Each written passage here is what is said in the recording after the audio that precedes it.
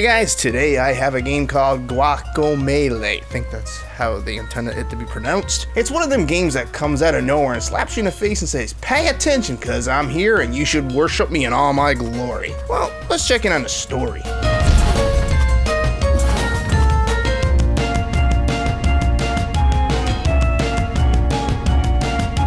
Drinkbox Studios has created a game that plays like Castlevania and Metroid mashed together in a lump that glares at you like a crystal ball. The game is set in a Mexican fantasy land with a Mexican fairy tale on the go, and it's just as well you had that fat dude playing that small guitar, as the game does its job well. Or is that Hawaii that he plays that guitar? I'm not even sure. On the eve of the Day of the Dead, your character Juan, or whatever the hell.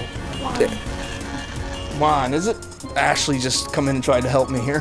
Has a task thrust upon him like a cock in a cunt. El Presidente's daughter has been kidnapped by the skeleton Calaca. Jesus, what's up with these words? And it's up to you, a professional Mexican wrestler, to save her. Holy, where did they come up with this stuff? What a plot! A Mexican style game. Who'd have thought?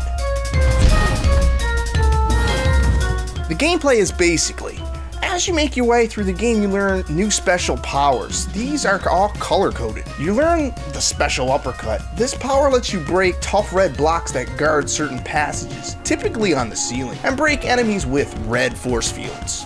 The downward strike you learn is green, allowing you to break through green blocks and green force fields. You unlock more and more powers as you go, including the ability to grab onto walls and later run up walls, or to launch into a goat fly that sends you flying in a horizontal line or until you hit another wall. Each special move uses up one block of stamina, but they regenerate pretty quickly. Still, you can't just button mash your powers or you'll run out of stamina pretty quickly. The addition of force fields also means you need to use precision rather than rubbing your hand over all the buttons simultaneously. Stunned enemies can also be tossed onto other bad guys, which can be quite useful, especially in a crowd. Combat is fast. It gets progressively harder the more powers you get. The hardest parts of the game are the platforming. It reminds me of the old NES days.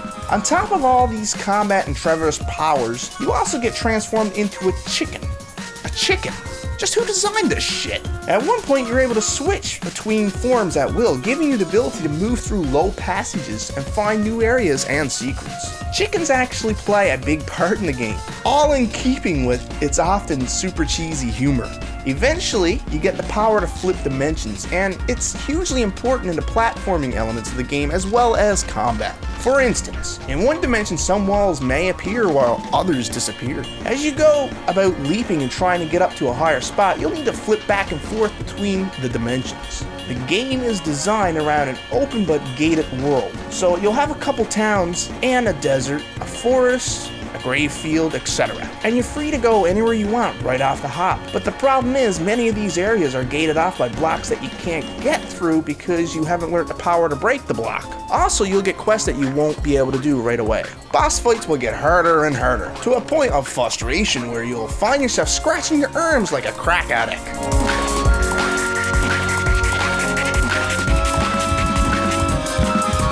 But they're designed to allow you to learn your way through them. It's a $15 game.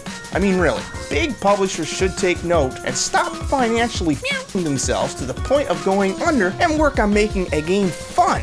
This game is also a cross-buy and it's co-op. This means you can play on your PS3, save it to the cloud, and pick up where you left off on your Vita. It also means you can play co-op on the PS3 using either two controllers or one controller and the Vita as the second, with the mini-map showing up on the Vita screen. Well, I think that covers the basics, guys. It's a great, cheap little game and a must-own for the barons of the Vita field of games. Well, communicate laters, this is DTR.